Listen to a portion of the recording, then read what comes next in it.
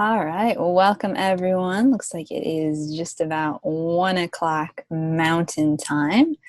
So let's get started with my video camera on. I'm finally learning the correct pace, and here we are in week 4. Sometimes I'm a slow learner, apparently.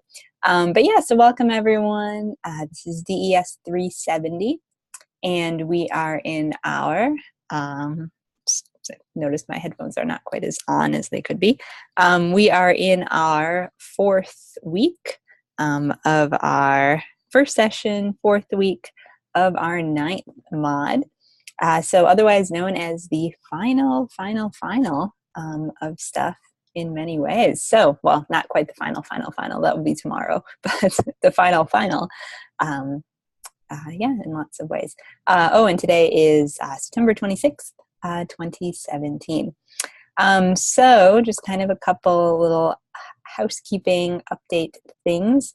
I know that since this is a 300 level course, this is probably old news for all of you, but our course does end midnight on Saturday. I will be exceptionally open for late work to be submitted up until then. I think most of you actually have everything in, so you have nothing to worry about. But as far as assignment 3, as well as assessment 3, it seemed like we all lost a little bit of steam on that. So there are several of you that I'm not seeing submissions for. And though you can complete the final assignment without doing the assignment, so if your life is in the way and there's no way I'm going back, and it is what it is. Totally get it. I understand. You can complete the final without completing the assignment from week 3, but it would be great if you could do it too. It is 120 points, and so just getting something in there would probably be a bit better.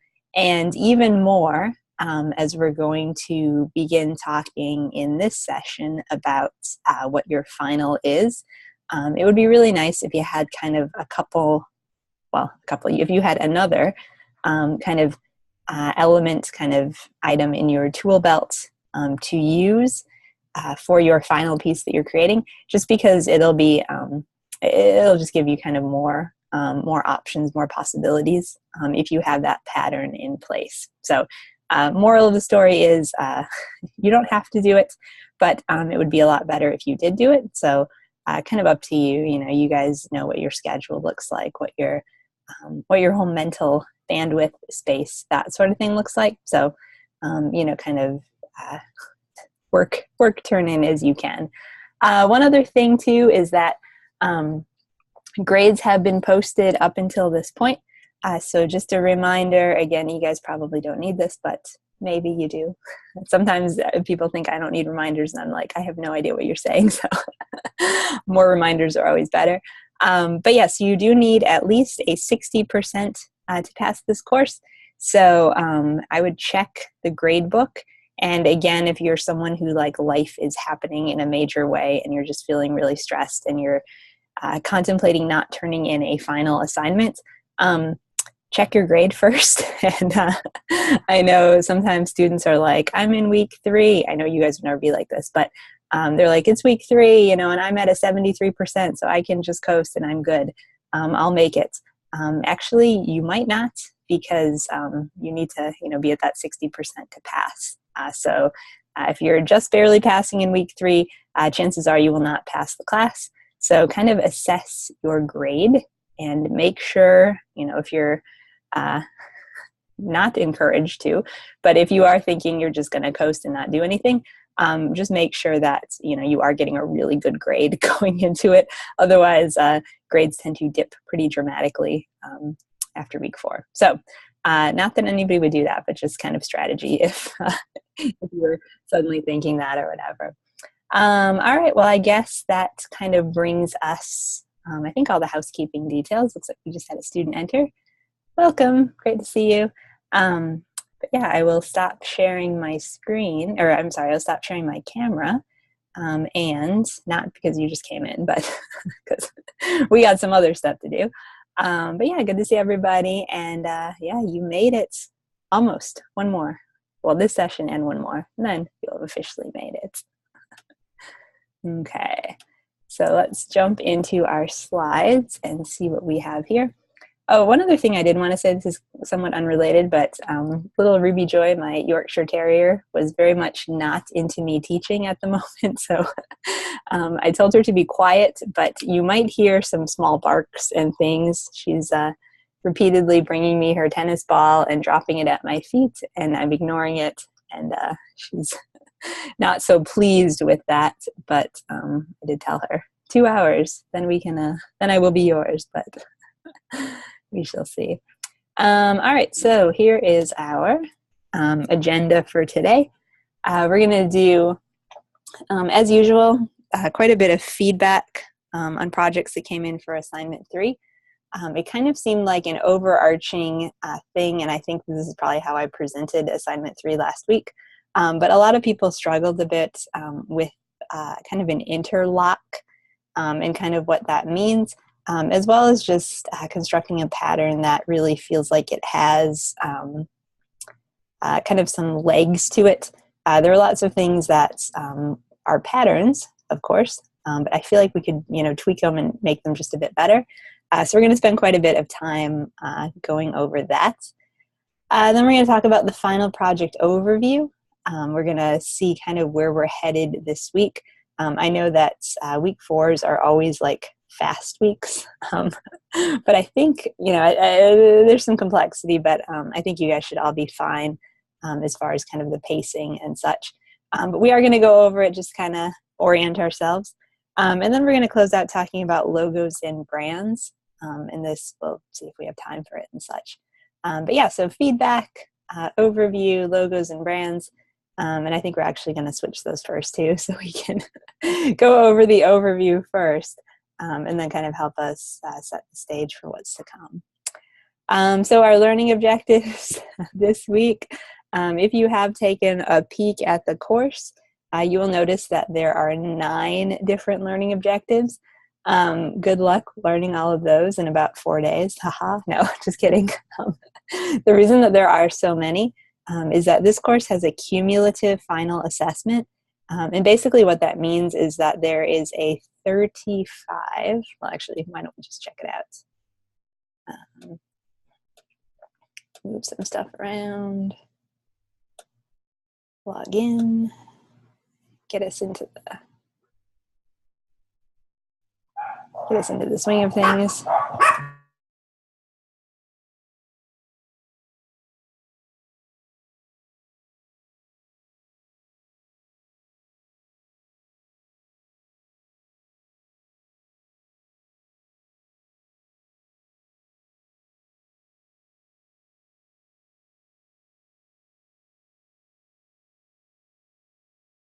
Okay, so I apologize. There's going to be a little bit of barking. But yeah, here are the learning objectives. You'll see there are 9. And basically, as I was saying, it's because the assessment this week is a quiz with 35 points. And it's going to cover lots of previous learning objectives that have happened throughout the course. So, typographic components, mistakes in typographic mistakes in logo creation, kind of how you make logos, all sorts of things are going to be covered in it. And it is a multiple choice quiz. So that's why, hence, we've got a ton of learning objectives. So you guys should, in theory, know everything on this quiz. It's content that's been covered before. I would recommend actually taking the quiz while having another tab open with the course, so that you can, be in the course twice. So it can really be like an open book type thing. Have the second course open, have a Google tab open, and kind of take your time as you go through this. So 35 points. I think everybody can ace it, but you will, go slow, read. Take your time, don't rush. These are all the things I tell myself when I take a quiz, mostly because I get like that quiz kind of anxiety that, you're like, oh no, I don't know what the answer. But yes, you guys know this stuff. So, be sure to approach it in a smart manner, so you can get all the the different parts that you can. And then as long as we're here, we might as well just take one quick highlight into one other piece. The career integration quiz. I know that one person has already completed it. Woohoo! Very nice. But yeah, so wow, this is an odd looking bit of type. Not sure why it's laid out like that. But yeah, so 15 points for career integration. And again, this is kind of your time to do a personal reflection on this course. So what did you find valuable? What do you feel like was working? What did you not find valuable? What do you wish would have been better? So all these different things, I would challenge you to just be as honest and open as you can. So I read these, the school reads these, and we kind of see how what we're doing really kind of works from a student perspective. And then we kind of tailor and update and kind of see what's next. So 15 points, super easy. These are perhaps the easiest 15 points ever because there's no wrong answers. The answers all always revolve around you. So whatever you think is the correct answer. So make sure that you make time to get this completed. All right. So that's everything we wanted to check out. Let's come back up here. Okay, so before we jump into feedback and kind of going over assignment 3, let's just talk a little bit about what's actually due this week for the assignment. So for this assignment, as you guys remember, I don't know if you're like me, like, does it feel like week 1 was basically a year ago? I feel like it's been such an intense mod. I know for many of you, intense in a natural disaster and life and scheduling and such manner. But yeah, it's been such an intense mod that,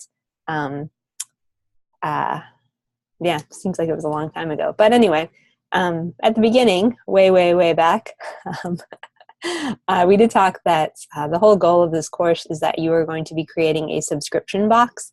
And so we created kind of sequential elements of it every week. And so now we are in week 4. So now we are at the big kind of reveal of what's going to happen. So subscription box, you see each week we've worked on it. So this week we're going to complete the project by mocking up the logo and the pattern on the box itself, as well as 2 products. And then also creating an animated GIF of the logo, which would appear in an email or a website or just someplace where there's a little bit of interactive content. So we're not going to touch the animation this session. That's going to be all tomorrow. It's super easy, so don't worry that you won't have enough time. Everybody should be fine with it. But yeah, so this week you're not really making anything new, but you are like tweaking, updating, polishing, finalizing, kind of looking back over the past weeks and saying like what's working but might be working a bit better if I did X, Y, Z to it. So this is the time and the space for you to X, Y, Z it up. So you have the bandwidth for that. So basically, back in week 1, we had a folder where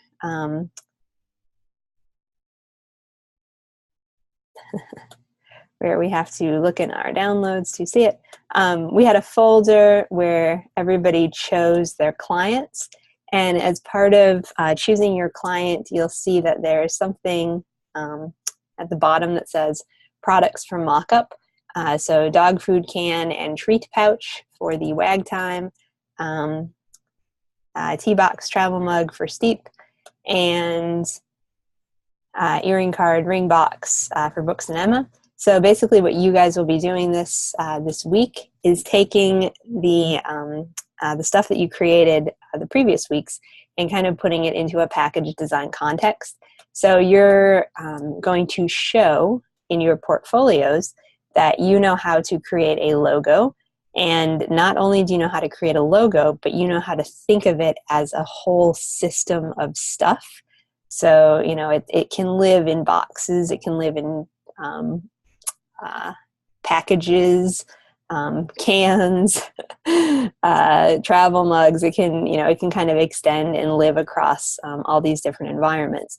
And this is extremely important because professionally, it's good that you know how to design a logo, but employers are really not just looking for you to do one thing. They are really looking at how you kind of think holistically about a project. So when people evaluate your portfolio on a professional basis, they often want to see that you can actually do stuff with what you make.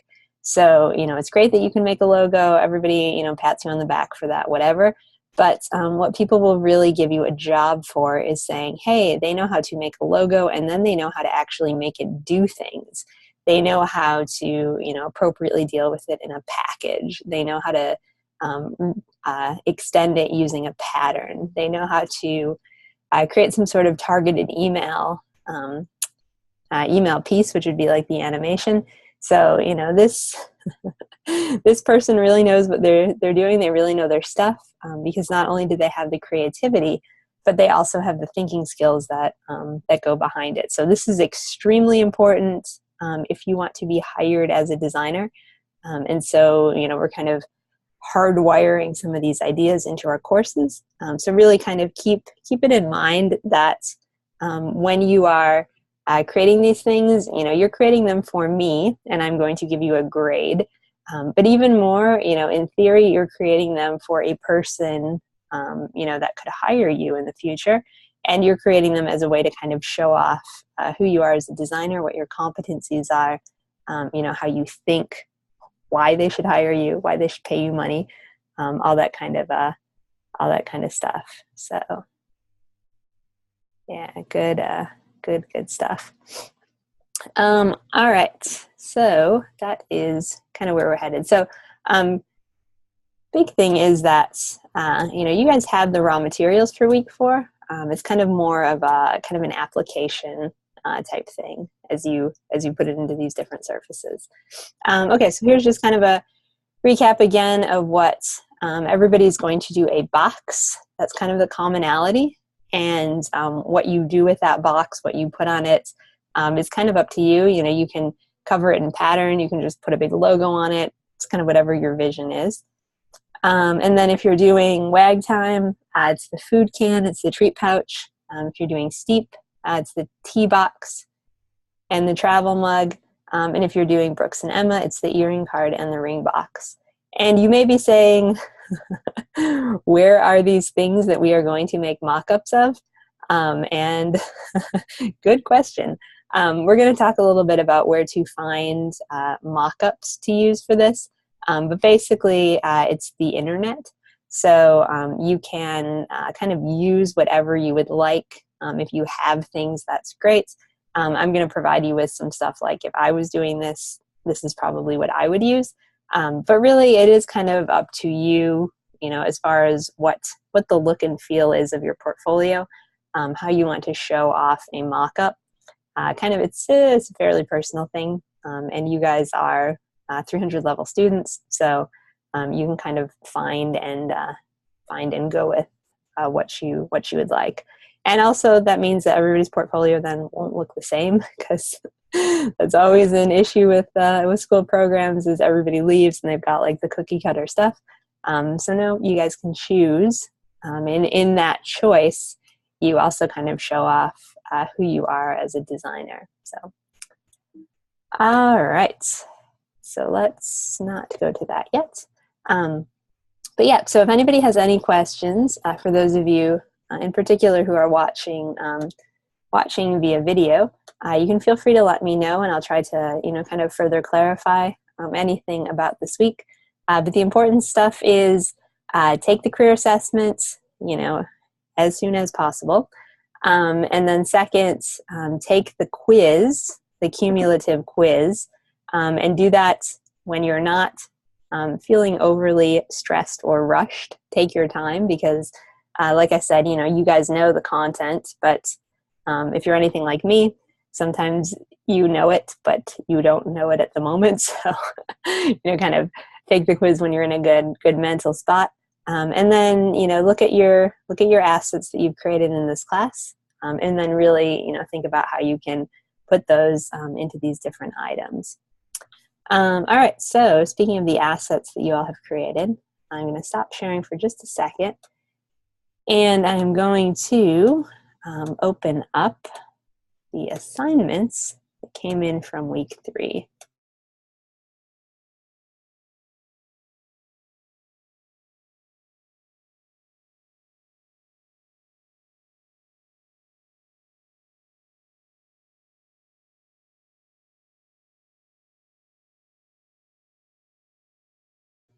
Okay, so just kind of a reminder, for week 3, everybody was coming up with a symbol to go with their logo that they had created. And then the idea was that you would take your symbol and kind of double it and create some sort of interlocking symbol. And then you would take that interlocking symbol and repeat it and create some sort of pattern. So yeah, so that's kind of where people were headed, and we're just going to kind of breeze through what came in.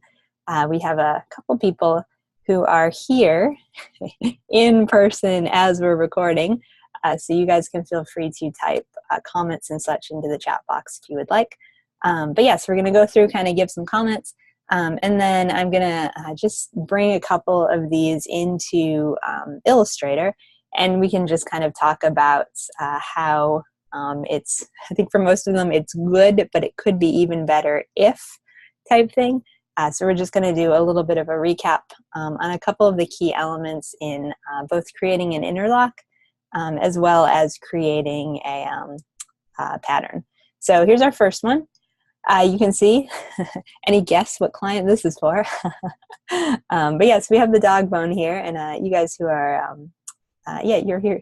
Yeah, I can talk. You guys who are here in person can feel free to comment in the chat box. But yeah, for me, I feel like I like the idea of this.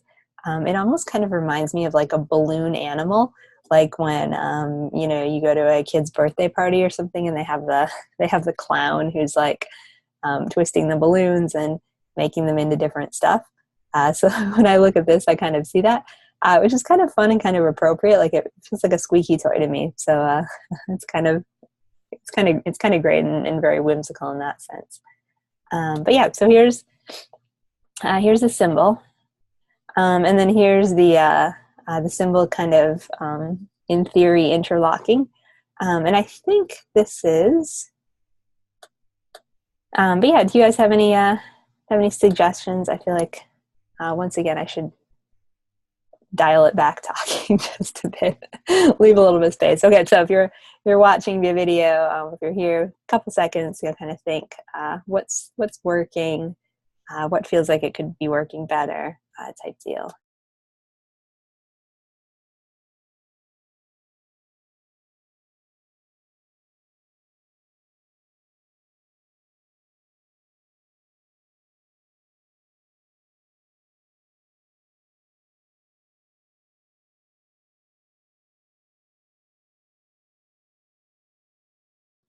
Okay, so for me, when I look at this, I think what's working is I really like the shape of the bones. I think they're fun.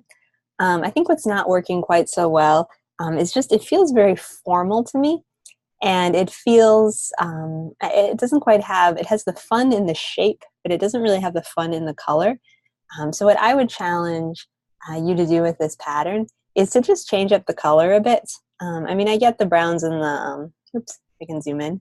I get the browns and such, but I feel like you know, it could be a little bit more whimsical. It could kind of just have a little bit more kind of playfulness to it, and you know, have that be appropriate still for the idea of wag time. And then the other thing too is that when you're doing an interlock, it's always important to have you know, an actual kind of a basket weavy, if that's even a word, a basket weavy type feel. So what you want to do, and coincidentally we even have brown, which is perfect, you want to have one piece that's going to feel like it's over, and then one piece that feels like it's under.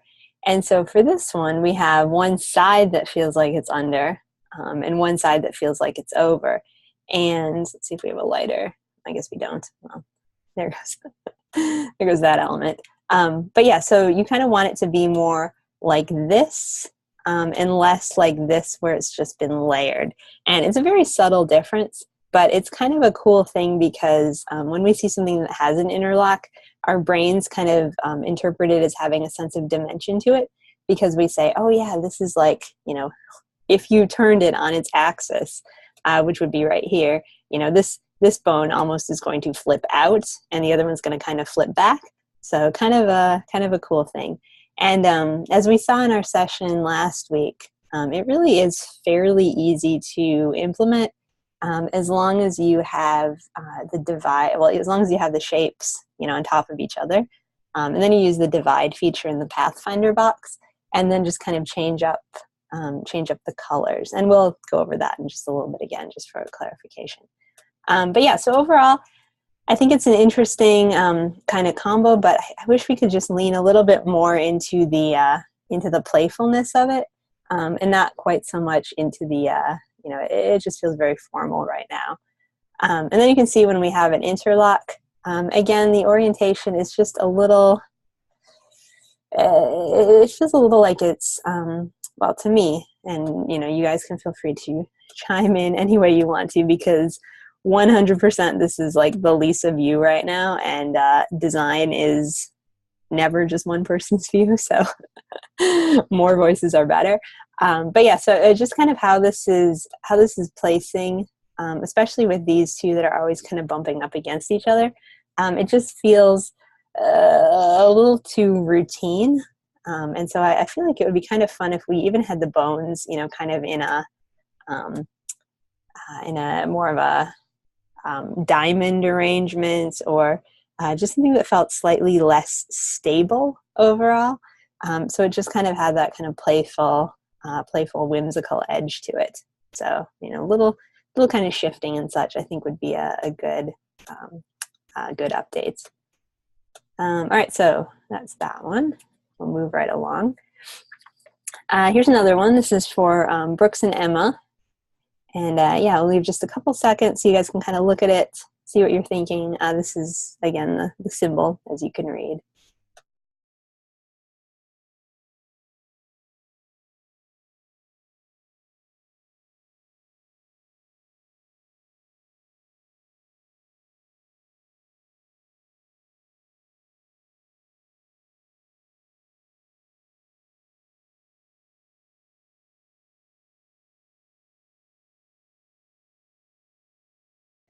Okay, so what are you guys thinking overall? Interesting stuff. I know for me, kind of the first thing I was thinking is, this is totally unrelated to the symbol, but just make sure every time you are showing off your work in kind of a presentation-y format, that everything about your presentation really is as professional as possible. So this is just single symbol, has been a little bit squished, a little bit distorted, and it's a little bit, okay, it's a lot distracting. So you really want to make sure when you are putting labels on things, treat it as, just as important as what you're showing off as the actual design element. Because when you are a designer, every part of who you are, every part of your presentation, the whole package of you, from how you write, to your punctuation, your grammar, all the stupid stuff that feels like it doesn't really matter. It actually completely matters, because it shows that you kind of know how to pay attention to the entire experience. And so if you know how to pay attention to the entire experience in your work, it will further convince the clients that you will take that kind of care with their project, with their brand and such. So you really want to kind of dial that in as well. So as far as the symbol, I feel like it's interesting. It's the B and E from Brooks and Emma. I think it's, I kind of almost like how it feels like it's like arches. It's reading kind of as an M to me. And what I was thinking would be kind of interesting is if instead of, this being this being clearly two separate letters, is what if this was, oops,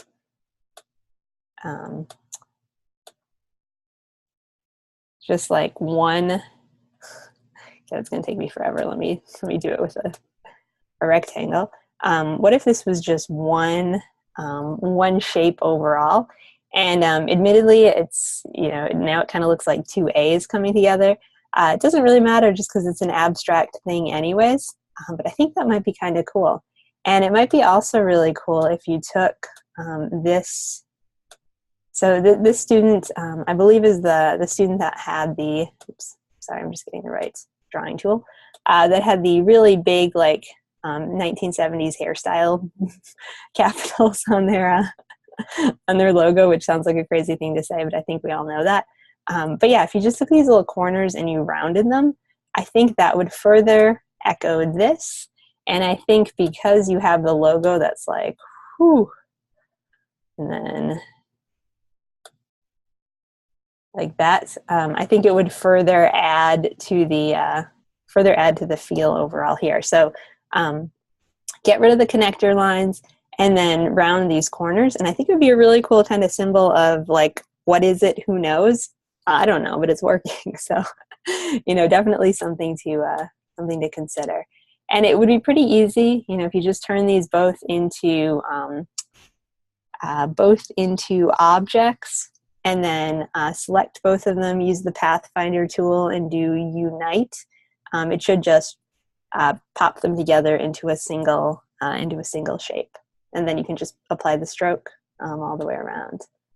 All right, so here's the interlock.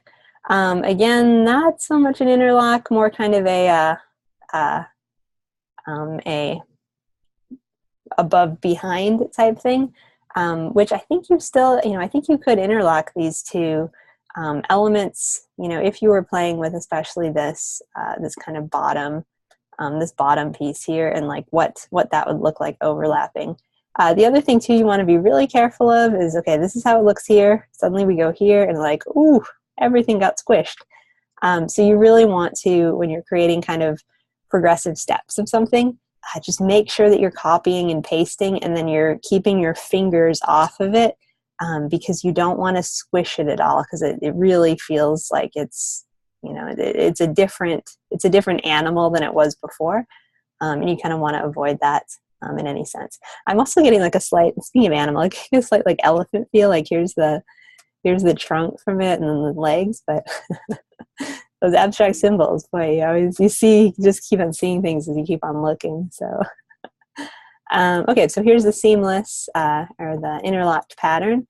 Now it kind of looks like a series of tiny houses together. Just kind of keeps on morphing. But yeah, so I think it's an interesting pattern. It's got a lot of, it's definitely got a lot of kind of high color vibration to it, which I think you have to be a little bit careful of.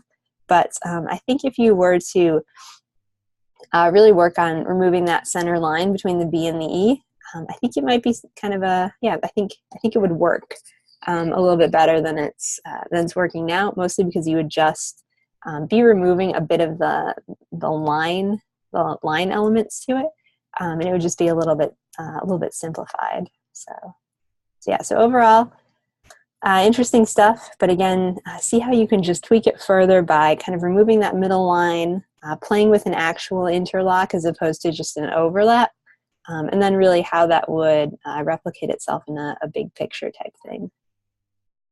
Okay, so here is our next one, and I will give a couple seconds so you guys can kind of look and take this in.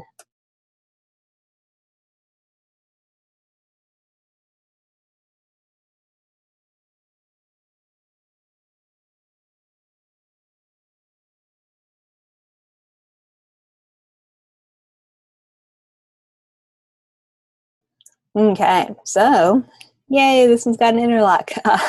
And this is a great example of kind of what an interlock is. So you can see that the pinkish kind of salmon colored bone both goes over and under the circle for the paw print. And so it really has a sense that it's kind of locked together in a good way. So I think totally working. And I like that, the paw print almost looks a little bit like tennis balls too. So it kind of echoes back to the the logo that this went with, which was the one with the little bouncing ball. You guys remember? All right, so next example, you can see then two bones interlocking together, as well as these kind of paw prints, and really playing on the kind of salmon and turquoisey color, which I think is kind of fun because it feels kind of like pink and blue, like kind of what you think of as traditional gender roles, but it's a different enough set of colors that it also feels very fresh because it's not like, oh, there's the girl color, there's the boy color, whatever. So I like that kind of dynamic interplay with it. And the other thing I think is cool is that I can see these symbols, and it almost looks like a dog toy that I have for Ruby. So it has a nice feel that way as well. So I think it's working in an interesting way. One thing I will say too is that for that first logo that we looked at, that was just kind of the brown, the three brown bones, or the single brown bone. This is a great example of how, if that was yours, of how you can kind of orient your dog bones, and they just feel a little bit more playful than if they are in, kind of the arrangement of, this feels very static because it's flat. So as humans, we kind of read flat lines as like laying down type lines. So they're stable, they're not going anywhere, whatever. Whereas we read angled lines as like, things are moving, things have energy, things have motion, whatever. So this has lots of energy. So, you might want to just kind of adjust your dog bone orientation. And I think that could be a really cool thing. And I mean, you could even, I feel like you could link, here's another one, and then, link it this way as well. And I think that would be, kind of a cool thing. So definitely something to consider. Okay, so moving along, patterning, again, I think it's working. What might be kind of cool too is if you had two going up and then two going down. So, like you see these guys are all ups, and then could this row, they could be downs, so by down, I mean have the little toenails or toe dots be down here. So, it might kind of be an interesting thing to try, but see what you think. Okay, yeah, so that was that one. But overall, I think nice work. And I do like how the interlock and the different pieces are playing. This is totally like, it could be in a box. It could be on a box. It could be on a shopping bag. It could be on a little dog sweater. Easy stuff to put around. All right, so here's our next one. And you can see here for our symbol, we have a little shape of a puppy. So give a couple seconds on this one, and then I'll do a little chattering.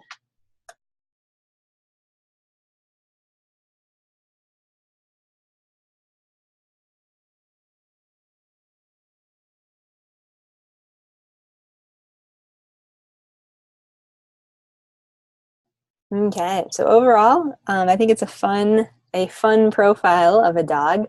And coincidentally, this is kind of crazy how this just happened. But I've just as in today, I received a freelance job to make side silhouettes of dogs, of 3 dogs. So looking at this is like, oh, that's actually a good example of a side silhouette of a dog, and I'm going to be doing that in the near future for client work. So you never know what clients will hire you for, and it's all good stuff. Okay, so yeah, I think this is a nice little shape of a puppy. One thing that kind of immediately stood out to me is just be a bit careful that I feel like this might have been traced using the pencil tool, with the fidelity being high, meaning that there are lots of little anchor points, mostly because there are lots of these little kind of like jagged edges. So there is a tool in Illustrator that we'll point out when we get to the second part of feedback, which is, kind of opening these up and chatting. But yeah, there's a tool in Illustrator that's the smoother tool, that it will actually go through and kind of suck out these extra anchor points. So you really might want to try that just to give it a little bit of a smoother finish. If the goal is to make it look like jaggedy and like cutouts, then make it much more obvious. So kind of, you know, add the jagged, I should do this in black, but add the jagged edges so it kind of looks like it's been like collaged. And I think there's a, you know, there's a place for that as well, like kind of Matisse cut paper and such. But yeah, so kind of just go either smooth, super smooth all around, or cutouts. And, you know, either is fine, but you just have to go with one and then kind of stick with it. Okay, so cute little symbol of the dog. One thing I think we could update just a bit, which becomes kind of apparent when you put them together, is that they do feel a bit heavy because they're so black and full, and it's just it turns into one giant shape. So what I think would be a little bit better is if you just gave them a stroke instead of a fill. I think it would really lighten it up considerably. So like, let's look back at this. So you can see how these bones have just a stroke instead of a fill. Same thing. So same thing in the patterning. It feels, you kind of see the background passing through. So on this guy, I feel like if you did kind of the same thing, I think that would, I think it would just help it feel just a little airier, a little more airy, a little lighter, and just a little bit kind of less like an ink blot or something. And I'm also not convinced connecting them where they're connected is the best option. I feel like if we had, you know, kind of three, let's see if I can quickly draw this, three facing, you know, certain way. So then another one, and they all kind of face the same way, turning into a duck, but that's okay. So I think that would be better. And you could actually interlock even if you, or if you overlap them together, you know, and they all were facing this way still. So yeah, so I think it would be kind of a cool thing. And I think you've got the outline. It's now just kind of what are you going to do with the outline? That is kind of the big question. So.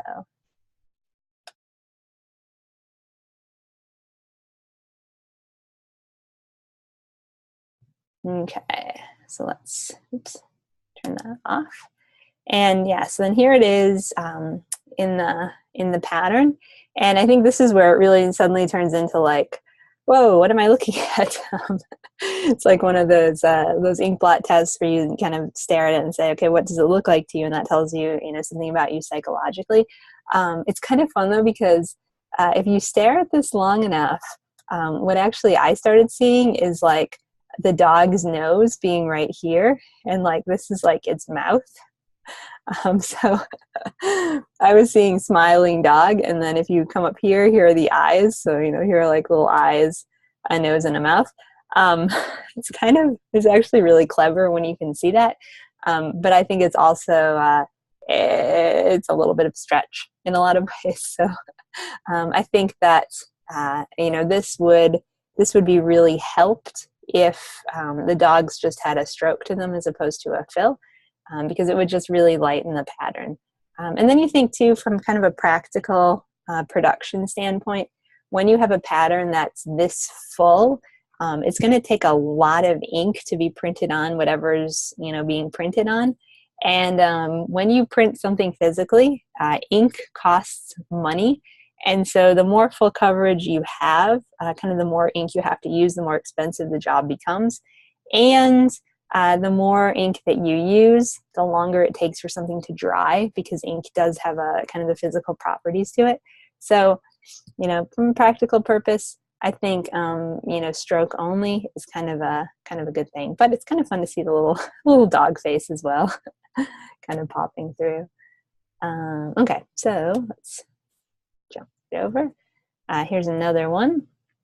You can see we have wag time, the paw prints, and the cute little thing that's almost like a tail kind of mimicking through. So interesting stuff. You can see the interlock, and again, this is, you know, you can see woven, so over, under, over under happening, which I think is totally working. And again, how it looks kind of put together. And the cool thing with this is that, well, what I think is the cool thing for this is that it looks like bubbles to me. Like this, yeah, I feel like this could be on the package for like the dog spa shampoo that, you know, Wag Time is doing. Or even for the dog food can that you guys are going to make for the mock-up. It could be like seafood flavor. You know, I could easily see this being the background pattern, and then, you know, having some sort of rectangle here that has, you know, whatever the flavor is going to be. So it's kind of a cool, yeah, it's a cool pattern element that has quite a bit of movement and energy going on in it. So pretty cool overall. Okay, so let's move on. Oh, and I realized I gave no pause for this one, but sorry. This one I will though. Okay, so here's another one, symbol of a dog. Give a couple seconds, you guys can think about it.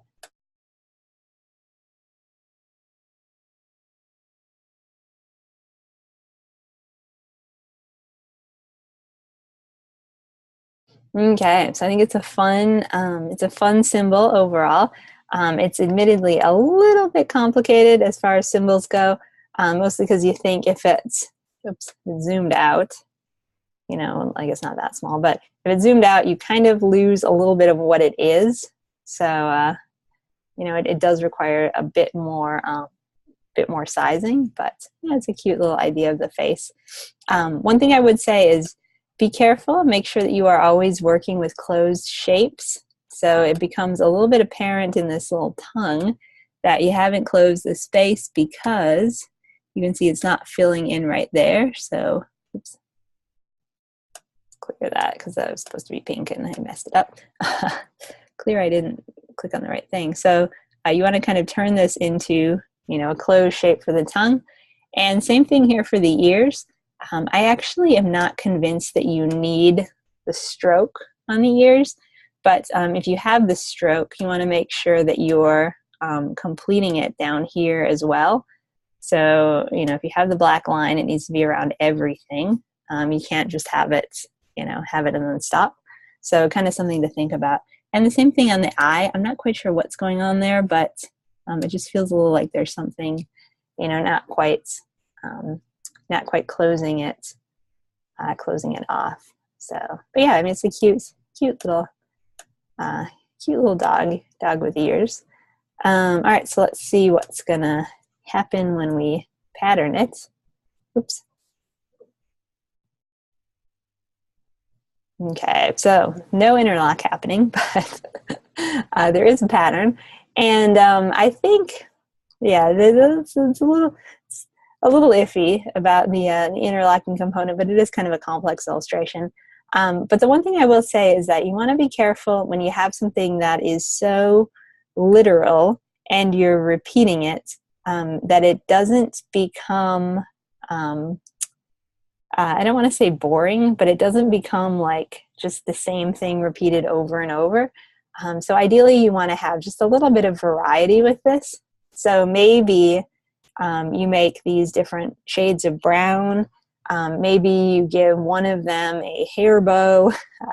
You know, maybe you give them slightly different facial expressions. And I think it's all very possible. Just how you would do it is for your pattern, you would have a set of, let me get a color so you can actually see this. But yeah, you would have like a set of 4, and you could make your pattern be a diamond or, you know, a hex by row or hex by column. And so then each of these could just be subtly different. And then when it would repeat, it could kind of shuffle them so that you wouldn't just have the same face happening everywhere. So it gets really apparent when we go to this one, because it's so similar that it almost becomes just like dots. And, you know, well, that's okay. It is a little like, I think it could be even better if it was kind of more dots of a different variety. And you could even do, you know, changes in opacity, like that too would work. And the other thing too is just be careful how these are fitting together, because for whatever reason, right now, just the way it's patterning, there are these holes in it, and they kind of feel, you know, it's good to have empty spaces to kind of balance the full spaces, but these holes feel like you're just missing a dog, because they're kind of almost the same size as what the little face is. So it kind of feels like in some ways, if you just added a dog, things would be a little bit more kind of put together overall. So just kind of something to think about. So, but yeah, I like the illustration. I think just with a little tweaking of especially color, so that you could just have a little bit more variety with the dogs themselves. Okay, so I think this is our last one. Yes. So here's the shape, or the symbol, I should say. And then here's the pattern, and then here's a bigger pattern of it. So we're going to go back down to this one. So again, I feel like this is kind of like the dog that we looked at. It's an interesting use of a shape, and I think it's a cool kind of honeycomb-ish thing. But I feel like it's a little bit on the heavy side. And so I think I would be curious to see this just with a stroke only and no fill, and see kind of how that would change just the overall feel and mood of the pattern. So if that was switched, then when you got to here, I think it would feel a little less heavy, because everything is so full, it's kind of a very heavy kind of pattern. And the other thing too is you want to make sure spacing is equal, especially in something that's, that's kind of simple and minimal. So we have tiny, slightly larger, really large, and then, you know, kind of heavy medium. So everything has a different kind of channel around it, and it's just not feeling all that cohesive. So with a honeycomb, which I think is what kind of this is, you want it to be very tight, and you want it to be very even. So you look at it and it comes off almost as like a complete look. So right now it's really kind of jumping around quite a bit, which is a little strange, because when you see it over here, you know, this is a really nice even feel. I could even see if you took this and rotated it, you know, just slightly. Well, wait, let me clear all drawing, just slightly this way, so that this then became the top and this became the bottom. That might be kind of cool if it was like a vertical orientation. That might pattern nicely as well. So, you know, just kind of something to think about. So, but yeah, so then we go to this one, and then we go even further out. And again, now the further out, it looks a little bit closer, actually, but I think it's just because we've zoomed a little bit further back, so you can't see it as much. But yeah, overall, I think interesting, but I would love to see this one, especially with just a stroke only, and then also see this one interlocking, because it is just a relatively simple shape. And so you can totally do something like this, you know, where you just kind of have those bits and pieces kind of interlocked together. All right, so overall feedback. And what we're going to do now is actually just take a couple of these and just jump into Illustrator with them, and show kind of how these pieces can work. But before we do that, we're actually going to take just a 5-minute break. And I will say this is for a really silly reason, but I've been incredibly stuffy for the last day, and I just need to go grab a Kleenex, which is probably TMI, but grab a Kleenex, blow my nose, and then get us back together again. So as you're watching this video, or if you're here in person, which I know some of you are, perfect time to go and do a daily checkpoint, begin a career assessment quiz, anything like that. and stick around because we will be back. We will be back shortly. So.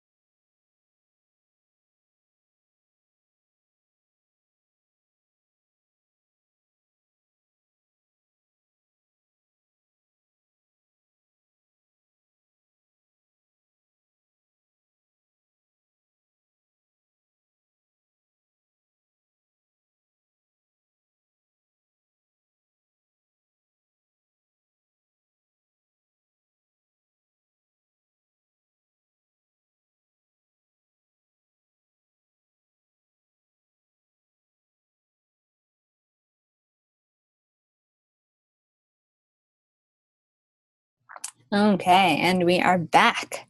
But we are just opening up Illustrator. So if you can hear me but you can't see anything, that is totally, totally purposeful. Okay, so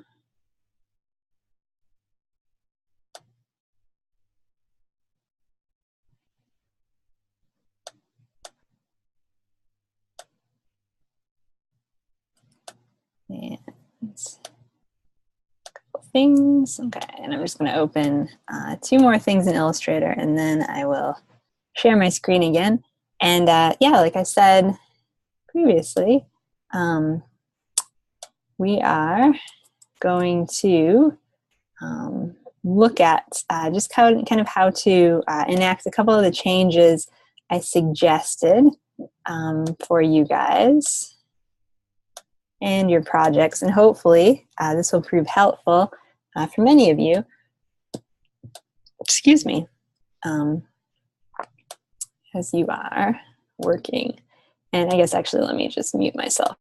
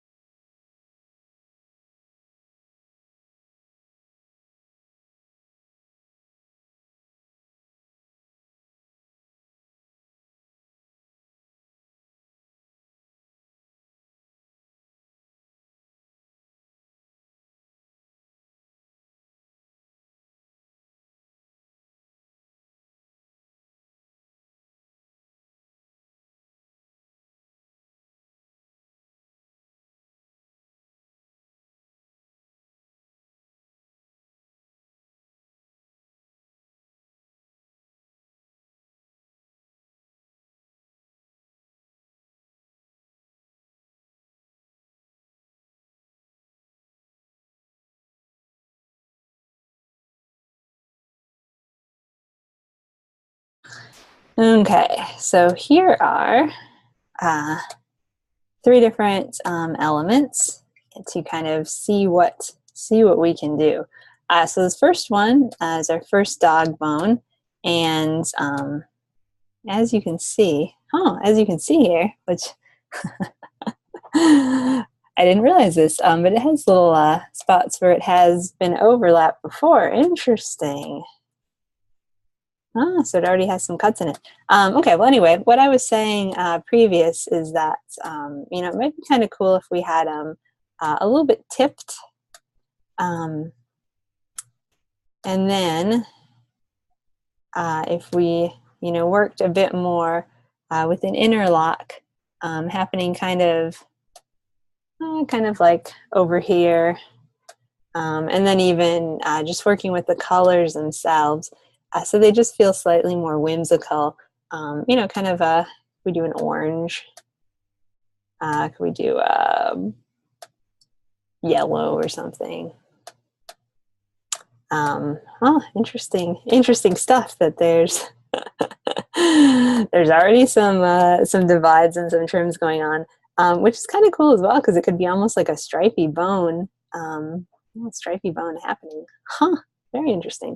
All right. Well, anyway, we won't belabor the point since I guess this is already working a little bit. But just kind of to see. So again, we select everything, divide, and where it overlaps, and we're just going to turn it the color and change this back into yellow so it looks right. But yeah, then you can see it's just kind of a lock together. And oops. Interesting stuff. Okay, yeah, so just a little bit of an interlock. And then as far as how that would pattern, so this is 2 instead of 3. You could actually easily copy this, paste this, and it might be kind of cool if we Did it transform or reflect? You know, just to see it looking, how it would look in a, it could turn into almost like a chevron of bones. Might be kind of cool. Or transform and reflect. You know, do a horizontal, see what that might look like. And then, you know, go further and do a divide here. And then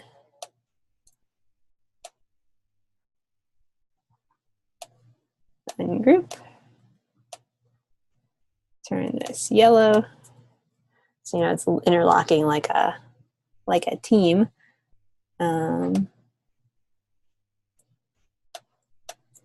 Yeah, so that would be kind of cool. And then pattern, see how it goes. Remember, we go to object, pattern, make, and then see. Yeah, kind of cool. It's like a lattice, but it's dog bones, and you can always kind of adjust, you know, how the pattern is fitting. Even closer. I kind of like where they all meet together. That like feel of movement, like they're interlocked.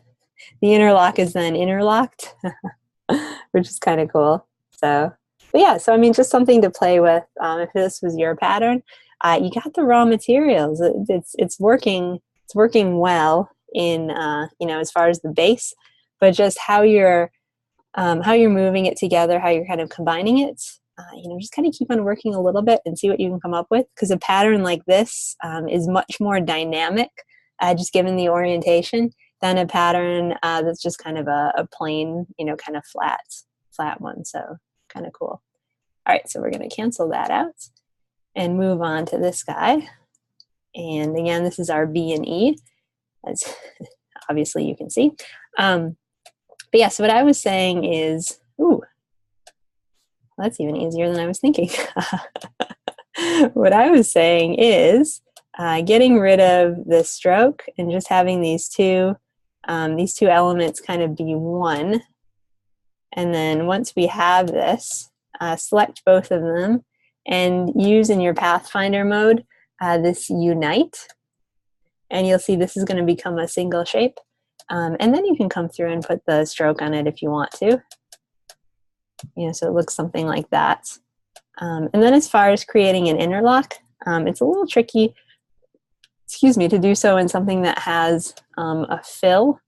But you could easily, if you wanted to, interlock this one with a stroke. If you did something like this, that might actually be kind of cool. And then, the other thing I said too was round the edges. So if you select your pieces, you can just go to Window and Stroke and see all these corner options. So if you round your join and round your cap, then if you look at this, you'll see instead of being squared off, it's rounded and it's subtle, but it is kind of a cool feel overall. And then if you had one of these, if you had one of these be blue, or this kind of bluish color, so dial up the stroke on both of these. Ooh, I think I like where this is going to head. And then select it, do Object, Path, Outline Stroke, and then Divide. Then come in here with your Direct Selection tool, change your colors.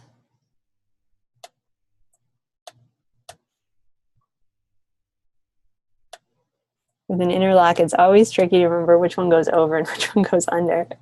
And then turn this, I feel like it kind of could be turned this way. That's really cool. I like how it looks. It's like a comb, and you still kind of get the feel of the E happening in there. So kind of cool. And then you can see what it looks like, what it would look like if you had two of them, maybe even rotated, maybe even on top of each other.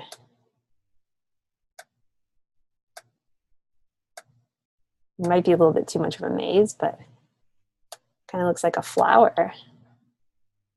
Actually, here, wait, if we, no. Yeah, no, this would work. It turns this way. And then, you know, you select both of these, object, pattern, make, see what's going to happen. Ooh, whoa, look at how cool that looks. Oh, I really like that. So, you know, you were, you know, it was, like I said, it's good before, but if you just play with it slightly, if you just keep on, keep on keeping on with it and push it a little bit more, you come up with something that really is so artful looking. And this to me feels like it suddenly got very expensive. Yeah.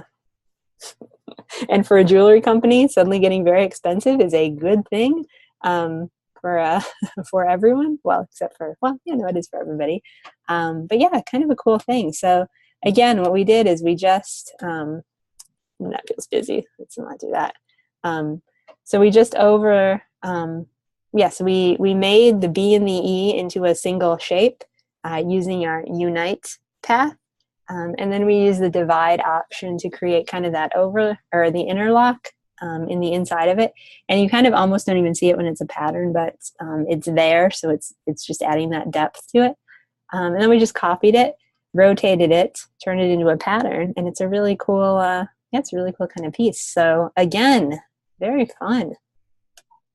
Okay, so let's see what we can do with this dog.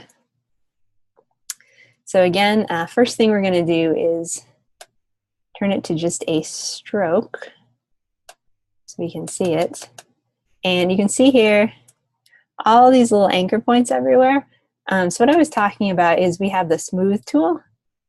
You can kind of just, with your dog selected, you can just use it and it will smooth out, take away just some of these anchor points so that it's not quite as choppy. So you can see the anchor points that it's just turning into more of a smooth flow. So less anchor points is always a good thing if you want a smooth, even feel to your piece. So again, and this is good just for anybody to know, because the pencil tool is great, but it's got some interesting little quirks to it. Kind of keep in mind. Okay, so kind of cool. All right, so we smoothed him out a bit, and now let's look at just what we could do with an interlock. Again, oops, let's put a pretty big stroke on him. And like I was saying, I think it would be kind of cool if it was like, you know, cyan, magenta, green or something. So if we did a blue, then we did a green. So again, just as we did with the other thing, select everybody, object, path, outline, stroke, and then divide. And so everywhere there's kind of a little overlap, then we can select that with our direct selection tool. Use the eyedropper and fill it in so it looks like kind of got an over-under type deal. I don't know why that created that piece, but for whatever reason. Oh, I think maybe that was my smoothing lines. Oh, yeah. Okay, so let's zoom out. So kind of cool. Then figure out which one's going to be under. So this one blue. This one blue. Okay, we won't belabor that point. But then we're going to select all these guys and go to Object, Pattern, Make, and see what we can come up with. Ooh, festive sitting colorful puppies, kind of cool. And then see could we get the overlap to essentially overlap? And yeah, I mean, how cool is that? Now they're all kind of linked together, and it's like striping. Yeah, it's like striping dogs. Something that could be even cool too is if we had these three, and then we just reflect them, and then so they're facing the other direction. So we're gonna do a vertical reflection, and you could again overlap them or interlock them, but we won't. We'll just leave them this way. Okay, so select it, object, pattern, make. Okay. And now suddenly we have a pattern where it's like a striping of them going kind of back and forth. And then you can kind of tweak up the way it's fitting. And how cool, look at it's like stripes of seated dogs that turn into kind of like a chevron-y feel, or like waves happening. And yeah, it's a fun thing, and it feels abstracted, but then you realize that they're dogs overlapping in different colors, and it has a lightness and kind of an airiness to it that is really kind of fun. So again, like you have the great raw material there. I just did a little tweaking, a little turning, and something really great comes out of it. So definitely something to consider. So kind of fun. Okay, so last but not least, let's look at this guy. Here's our little pooch. And so I did mention closing your path. So you just want to, pretty easy, just over here. I'm just going to use my pen tool. Oops, I guess I'm not going to use my pen tool. And it's going to close. Oh, I converted it from a PDF. Okay, so it's not going to close because it's a PDF conversion, but in your Illustrator file, just connect those two, and you should be good there. And same thing on this. I think you just don't need I think I would just take out the stroke. You might actually even get away with the stroke, taking out the stroke on everything, and just having it be the white and be the white and the brown, which would be kind of cool as well. Okay, so for this one, as far as what I was thinking, I wasn't thinking too much of an interlock, but I was thinking if we just switched it up a little bit in the overall look of this, so that here's one that's lighter brown, here's one that's darker brown. Get that ear in there. Maybe with, no tongue. Oops. And some other facial expression in theory. And then, maybe we have a slightly same-ish size. And maybe this guy is going to be reddish brown. Reddish brown. Is that kind of a reddish brown? Yeah. And then, you can further customize whatever about the face. So you have these little elements, and then see how this could look in a pattern. So select it, and then object, pattern, make, and then see how it looks. And you can see it's a little different. And so that in itself gives it a little bit more kind of an interesting feel, because it's almost like stripes and dots and things. And you can see here too that I am a hex by column. And I think if you hex by column, it'll just help the overall fit. So you won't have those kind of empty spaces that you would if you were, say, in a grid where suddenly there's something that's not going to fit. So hex by column is good. Hex by row is not good, so don't do that. I was going to say it could also work, but no. And then remember, for everybody, as you're working with these patterns, if you want to change the box around what's being selected as the pattern, just use this little pattern tile tool, and then you can do whatever you want to here, which you could actually even, you could kind of, yeah, I see you could make their ears overlap, but I'm almost feeling like they're holding hands if you do that. So let's see. Is that do anything? I don't want to do that.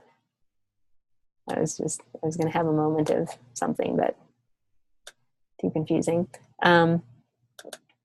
Yeah, so it's a kind of a fun thing to figure out what you could change. And I really like the idea too that if each of the dogs could have a slightly different expression, that might be kind of cool as well. You know, just because it would be like 3 different. And you might want to adjust the eyes. If you have a darker color dog face, just because you want to have adequate contrast for the eyes and the nose.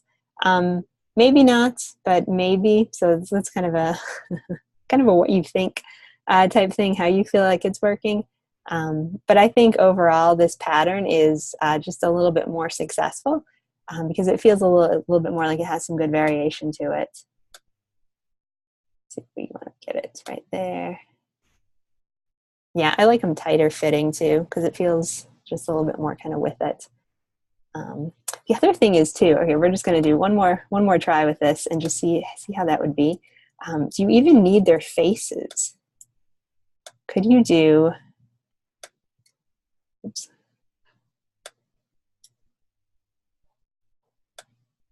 Does that read as dog or is that reading as like spider or something? I don't know, but there's a little part of me that almost feels like, you know, you could get away with that. Or even, which I feel like I might have given you in feedback, if you took a bone and added, you know, like a couple bones in there too to kind of break it up, maybe that would work. But here, let's just try this again. And this is the cool thing too about when you're working in Illustrator in these tools, is it's very live. And so, you know, you can instantly make, easily make some changes, just do a layout and see how it feels. And say like, does this look like something? You know, is this working or does this feel like something different? I'm kind of losing the dog without the faces, I guess. So I think you might need a little face, but well, and you guys can, you know, weigh in what you think. But yeah, it's a cool thing because you can always keep on tweaking these and you can always, you know, see what's going to work. And if it doesn't work, like you just hit cancel, you know, there's nothing lost. You don't have to save anything. So it's just a good kind of exploratory tool. So, all right. Well, for those of you, if any of these were your patterns and you have any questions, you know, feel free to let me know. And, you know, see what you think about these things. I think, like I said, you know, you guys came up with the raw materials and design is just taking the raw materials and constantly, you know, tweaking and pushing them and seeing what you may be able to come up with. Okay, I should stop tweaking this one because I'm thinking like, oh, if we, and this is the curse of being a designer, well, and the blessing, but thinking like if we took these dogs, turned them into something like these dogs, and then turn that into the pattern, you know, what would that look like? But we won't. We won't go down that path, but it's something fun to explore because you never know what it's going to be, especially when you get things patterned together. And like this one too, you want to avoid anything that's, you know, too crazy, but kind of fun to just see what's there. All right, so let's get that. Stop sharing there and come back into the slides and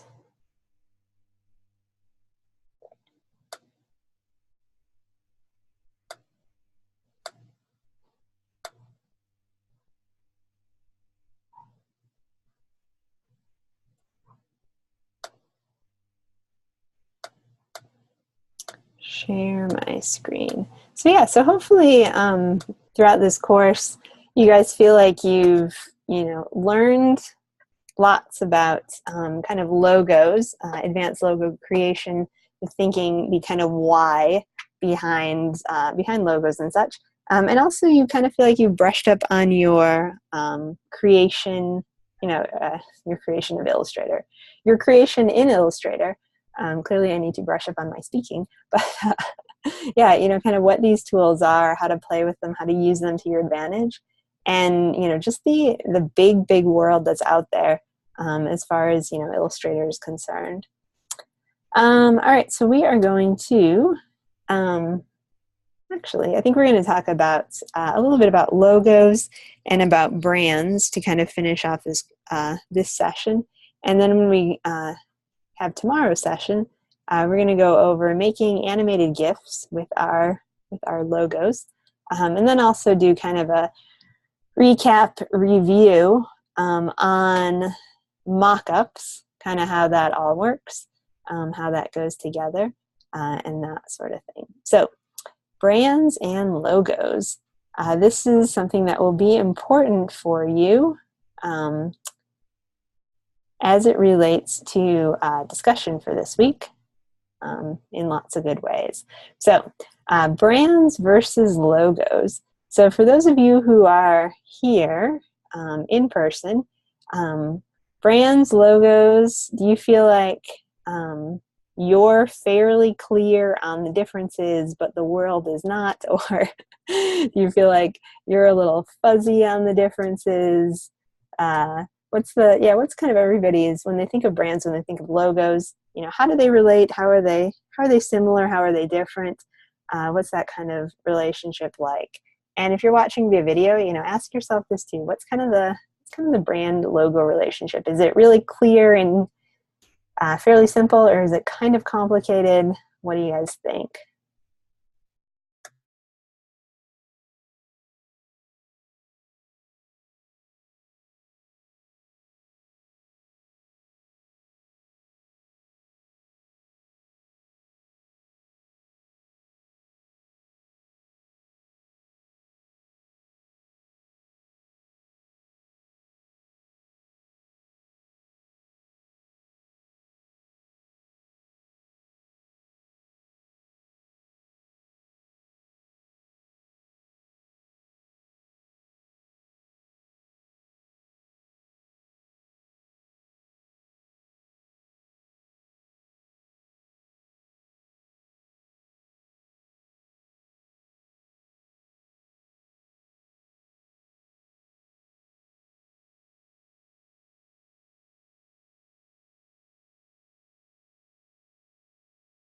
And it would probably help if I didn't talk with my microphone muted. So, okay, looks like somewhat simple. Okay, good, excellent. That was what I was hoping to hear, especially given that this is an advanced logo design course. But yeah, so logos versus brands is something that people seem to confuse who are not in the design world.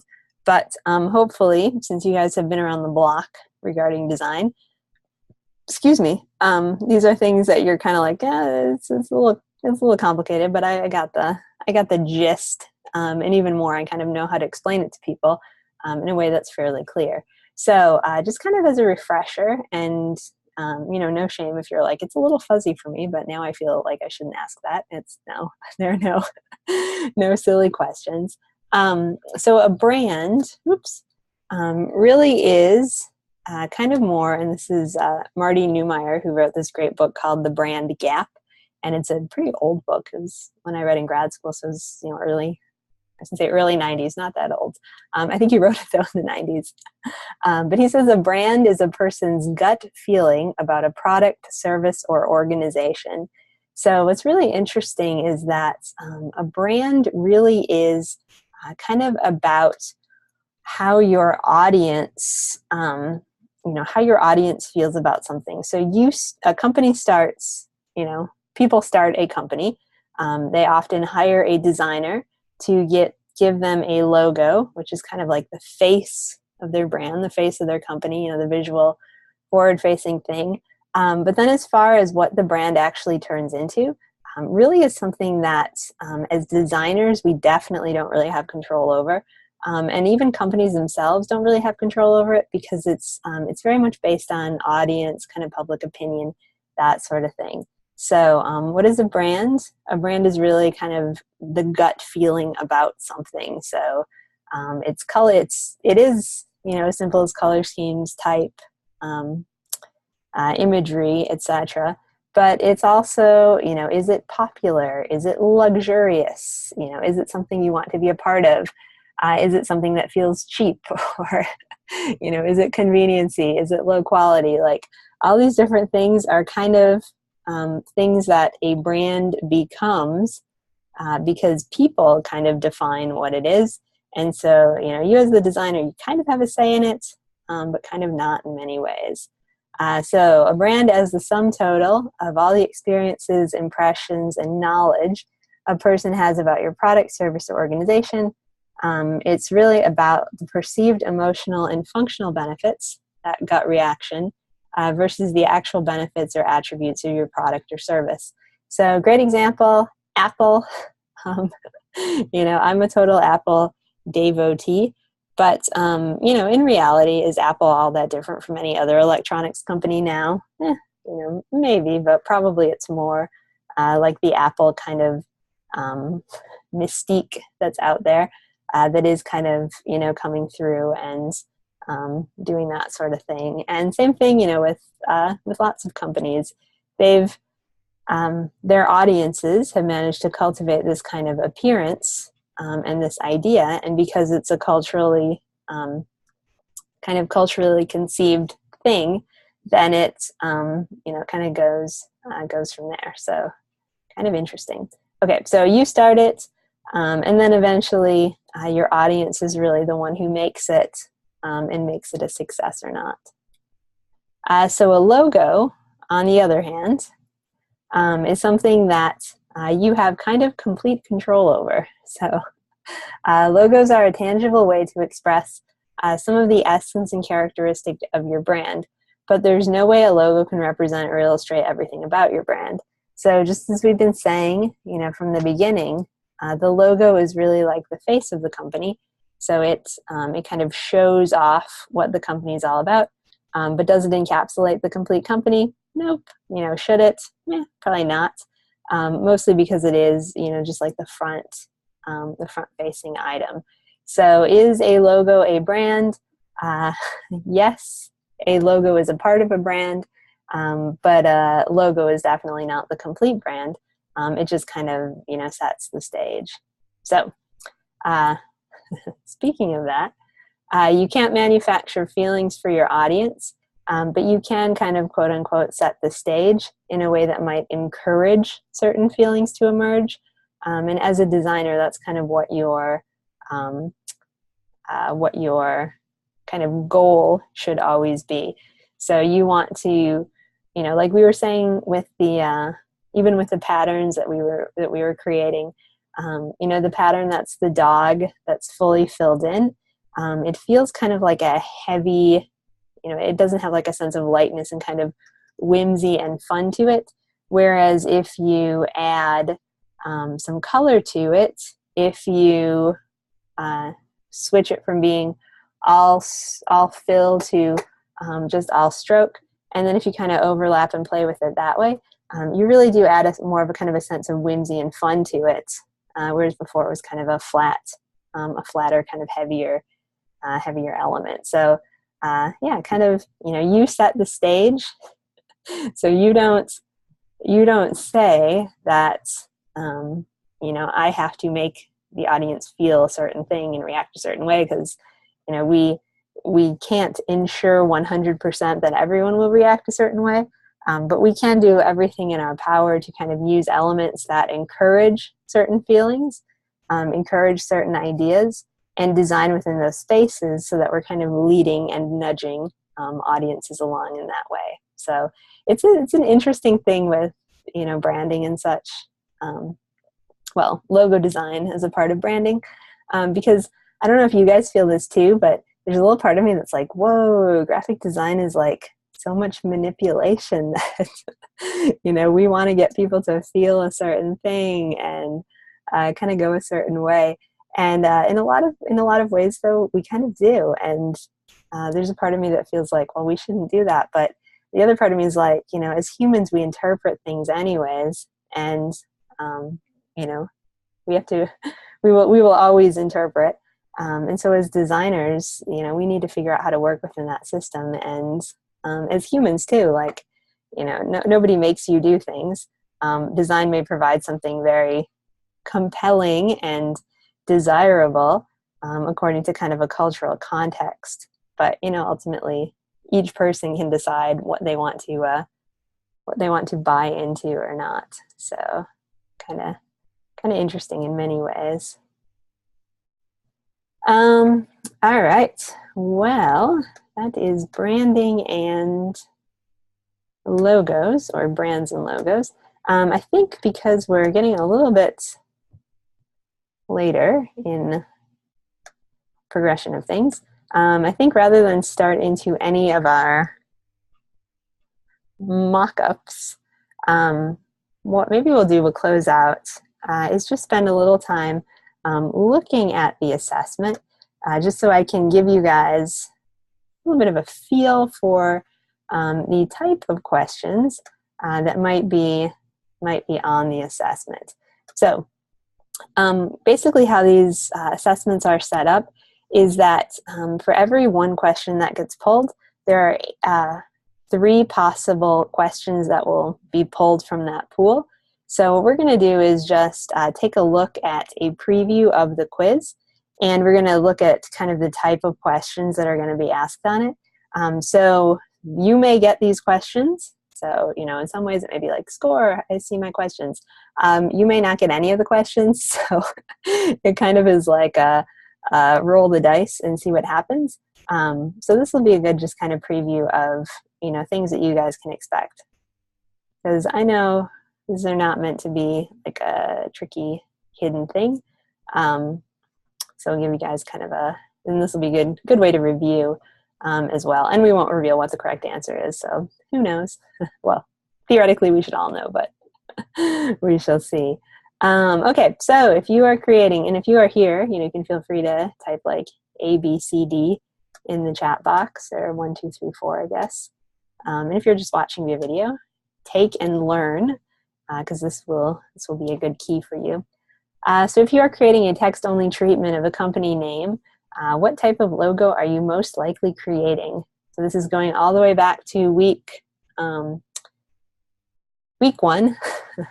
which, as I said, took place back in like 2007 or so, since this has been a very long mod for me. Okay, so text-only treatment, what does that tend to be? Is that a word mark, symbol, a pattern, or an icon? I think we would all have a good idea what that would be. Okay, so next question. What is the benefit, or which of the following is a benefit of a wordmark logo? So is it abstracted, thus doesn't require the audience to read it? Made of pictures that translates easily across cultures? Both shows and tells the name of the business? Or is easily monogrammed because it contains minimal letters? So is a wordmark abstracted, or is it words?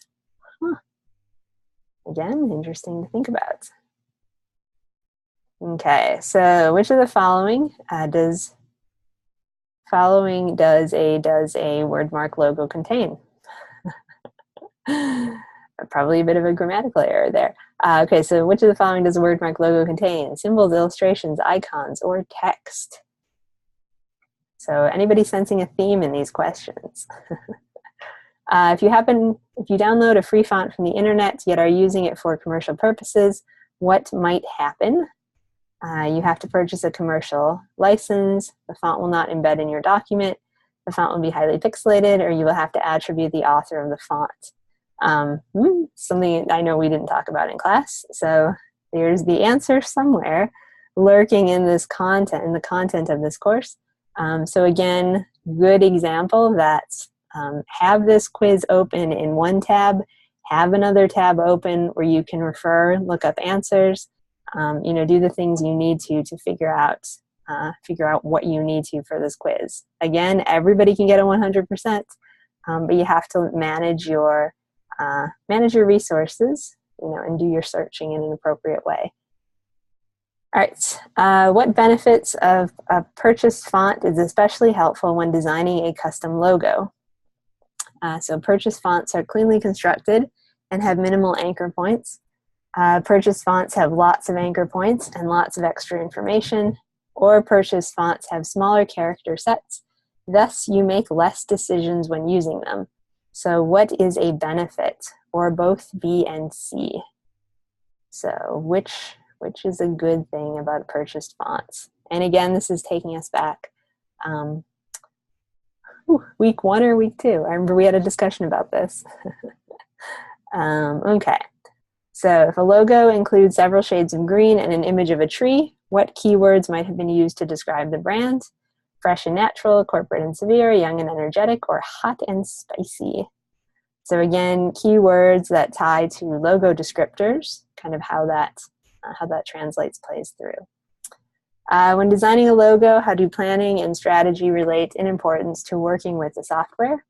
So do you plan and strategize before you work with the software? Do you plan and strategize after you jump into Illustrator? Do you plan and strategize while you're working with the software? All of the above, which is I don't even think possible, but maybe. So what's the whole logo process like? And this was, again, in a discussion, we talked about that.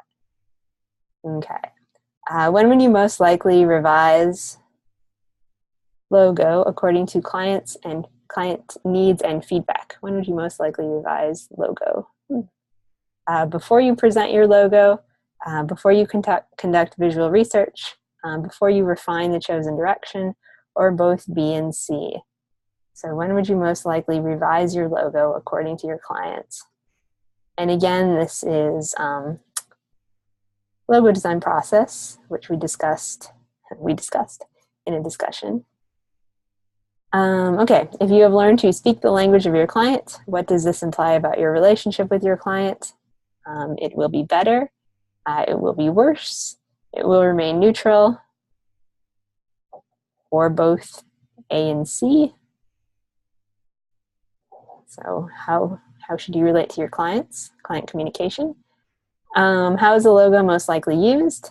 To identify a company, to differentiate a company from its competitors, to provide the visual face of a company, or all of the above. Ooh, everybody should get this one if you get this question. Which of the following best describes a brand? The perceived emotional and corporate identity or corporate image of a company, the mark used to identify a company, only the color scheme, or only the font choice. So we just talked about this. So this should be fresh in everyone's minds. The visual aspect that makes up the overall brand are known as what? Again, this is from discussion this week. You should find out this info. And then these are all going to refer to some different definitions and the 5 most common typographic errors that tend to happen. So this one, is this font choice appropriate? Why or why not?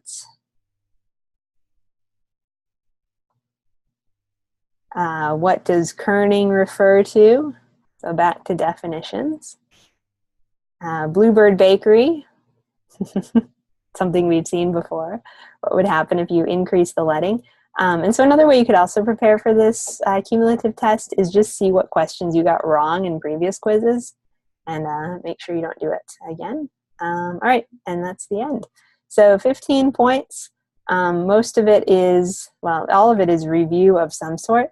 So you just want to make sure that, yeah, you are kind of taking it slow and moving along at a good, at a clip that allows you to really read and take in what's going on, and then kind of go from there.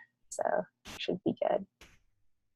All right. Well, guys, I think I will let you go a little bit early, so that. Okay, question 13 reminds me of one of the questions. Yep. Yeah, and it's the there are many questions. Well, not I say many. There's probably about 4 that will be based on all of those typographic errors that you guys had to kind of go through and fix. So keep that in mind. You have seen this before, so you should be correct. or you shouldn't be correct. You should be able to do it correctly. Just refer to, what you did the first time. All right. Well, I think I will let you guys go a little bit early so you can get a jump on things. So for the mock-ups, like I said before, we'll talk more about that in tomorrow's session. But if you want to, because I'm not going to be providing, I'm going to give you suggested stuff that you can use, but basically what I'm going to tell you is to do a Google search of free mock-ups of, insert whatever you need a mock-up of. So if you guys want to start doing that, you can certainly look at, start doing a Google search, start finding assets that you could mock up with, and then, kind of go from there. So in tomorrow's session, we're going to go over animated GIFs, kind of how to put those things together, how to work in Photoshop in that way. And then we're also going to do mock-ups and really talk about how to kind of conceptualize what to do, where to put things, how it will build up together, and just what's going to happen.